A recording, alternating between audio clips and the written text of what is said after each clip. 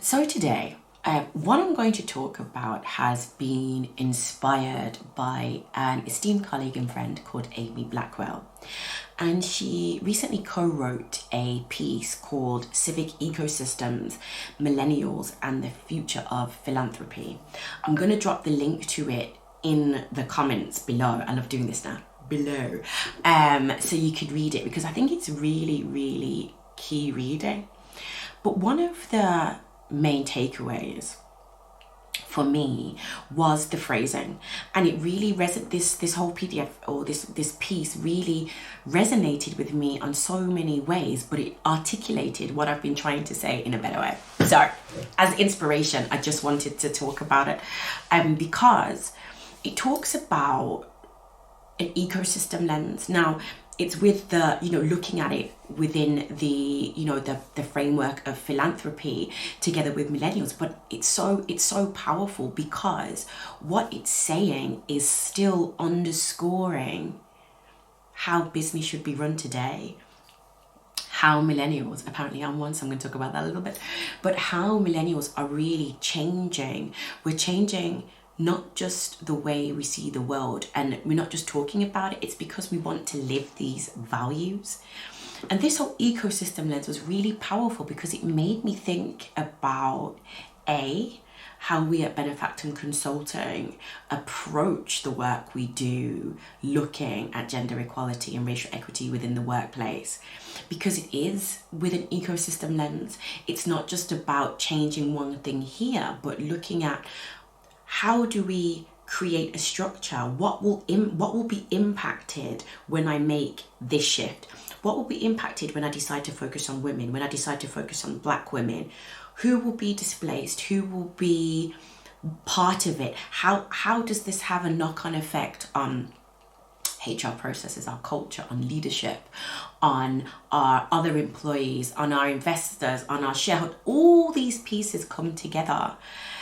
And it really kind of made me think about the fact that when thinking about Benefactum and what we do, this is, for me, like, this ecosystem lens is just so poignant, because you can't make changes in isolation. It's impossible. You can't. And I was talking to someone recently, and I was saying to them, when you make a change, I liken it to a circle. And as you're building out the circle, you make a change here. And this is often what happens within companies. They make this change, but they still expect the whole circle to work perfectly, which it doesn't. And ultimately, to make things work again, you have to change this part, change that part, and then you get the system. And in order to develop and grow, you still keep having to push out. So in many cases, it's a never-ending circle, because growth is consistent, it's constant. And this is what I think companies have to get their heads around. And as part of this, article, is talking about living values, how millennials are, not just talking, but are doing. And when you think about that in combination with the future of work, in combination with how loads of companies are still dragging their heels to make changes, you realize that they're not looking at it from an ecosystem point of view.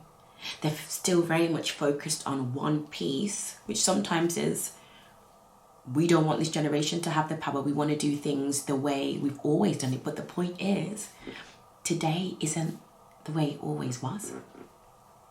You can't still keep doing it the way you did it. And you can't even say anymore 10 years ago. You have to go pre-2020. It's not the same. And that was really what stayed with me. We have to do everything with the lens of looking at the whole picture. You change this bit, you change this bit, you change this bit, you change this bit, then we can grow. And as you grow, you keep changing and you keep morphing and you keep refining what it is you do in order not to stay static. And then you think about that as a concept. companies who want to move forward need to have values.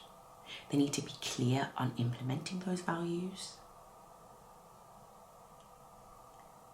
Why? So that they have a business, so that they can move forward.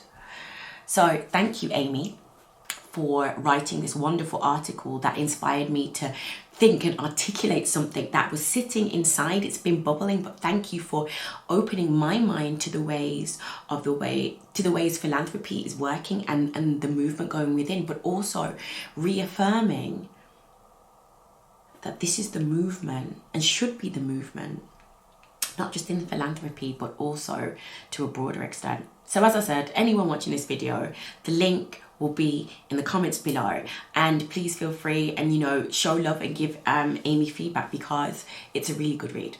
So have a wonderful day. Bye bye.